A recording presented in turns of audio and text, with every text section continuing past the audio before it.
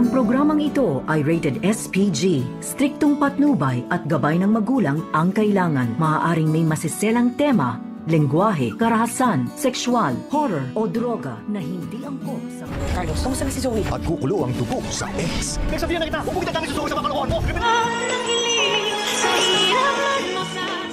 Pagkatapos ng gamutin ni Carlos Benetes ang kanyang anak na si Zoe ay dito naman na lumapit itong si Moira kay Carlos Benetes at kinamusta itong si Zoe. At tila dito rin nagpantig ang ulo ni Carlos Benetes at nakatikim ng sampal itong si Moira dahil pinagsabihan na nga ni Carlos noon itong si Moira na wag daw idadamay sa kalukuhan ni Moira itong anak niya na si Zoe. At dito na sinabi ni Carlos na kriminal nga daw itong si Moira. At dahil sa sinabi ni Carlos dito naman na nagpantig din ang ulo ni Moira at nagalit at kinuha ang baril dito ni Balahadja at itinutok dito kay Carlos. At dito naman nagmamakaawa itong si Zoe kay Moira na wag daw barilin itong kanyang ama na si Carlos. At dito na inawat ni Moira itong si Zoe at sinabi na hindi niya ama itong si Carlos dahil si Robert lamang ang kanyang nag-iisang ama. At dito na hindi sumang-ayon itong si Zoe sa sinabi ni Moira dahil alam naman nila na nanggagaling pa rin daw itong si Zoe kay Carlos Benetes.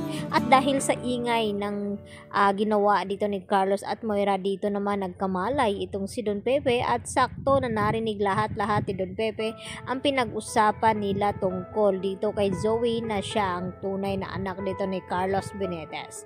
At nagulat din ng husto itong si Don Pepe sa kanyang mga nalaman ngayon. At wala namang kaalam-alam itong si Carlos Benetes nang umalis ito ay palihim naman pala na sinundan ito ni Lynette dahil malakas ang kutob ni Lynette na baka may kinalaman itong kanyang asawa dito sa mga plano ni Zoe at Moira. At hindi nga siya nagkamali dahil nagulat nga itong si Lynette nang makita niya sa di kalayuan na nakipagkita nga itong si Carlos Benetes dito kay Zoe, lalo pat natanaw din ni Lynette itong si Don Pepe na hawak nga dito ni Moira. At ang gustong mangyari ngayon ni Lynette na gustong malaman niya kung ano ba talaga ang mga plano dito nila Moira at Carlos at Zoe dito kay Don Pepe. At kinakailangan na makarating at malaman daw ito ni RJ, kaya kinakailangan din na tawagan agad-agad ni Lynette ang mga ito. At dito naman sa Apex, masinsina naman na nakipag-usap itong si Giselle dito kay Annalyn at emosyonal na umiyak ito at sinabi kay Annalyn na sana raw hindi nawala itong kanyang anak noon ni Giselle. Kung nandyan ito ay tiyak na may karamay daw itong si Giselle ngayon. At nagtanong itong si Annalyn dito sa kanyang tita Giselle na wag daw mamasamain ang kanyang itatanong kung saan daw ang ama ng anak nito noon o kung bakit napabayaan ni Giselle itong kanyang anak. At tila hindi nga makapagsalita itong si Giselle dahil nahihirapan pa siyang ipaliwanag kung nasaan nga ang ama at naging asawa nito dahil sa pagkakaalam natin na iniwanan nga itong si Giselle at wala pa tayong idea kung sino nga ang ama at nagiging boyfriend dito ni Giselle noon. Kaya naman, nagpapaiwan itong si Annalyn dito sa Apex at itong si Lynette ay kasalukuyang umuwi unang sa ganun ay makapagpahinga. Ay pwede naman daw bumalik itong si Lynette dito sa Apex upang damayan itong si Giselle. At ang tanong kung mapapayagan pa ba siya dito ni Carlos Benetes na masyado nga itong mahigpit sa kanya.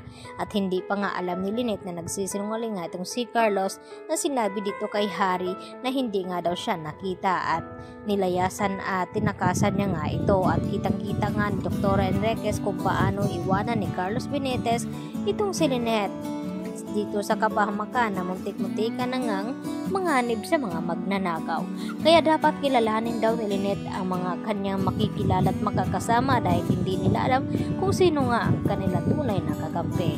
Kaya yan naman ang ating pakatutukan mamaya-maya mga kapuso dahil mas marami pa ang makakaalam dito sa sikreto nila Zoe, Carlos, Moira at malapit na nga iyon siguro mabubunyag lalo na ngayon na alam na nga ni Don Pepe. Yan po aking karagdagang latest update at maraming pong salamat sa inyong pananatiling panonood dito sa aking munting channel. Hanggang sa muli mga kapuso, bye bye!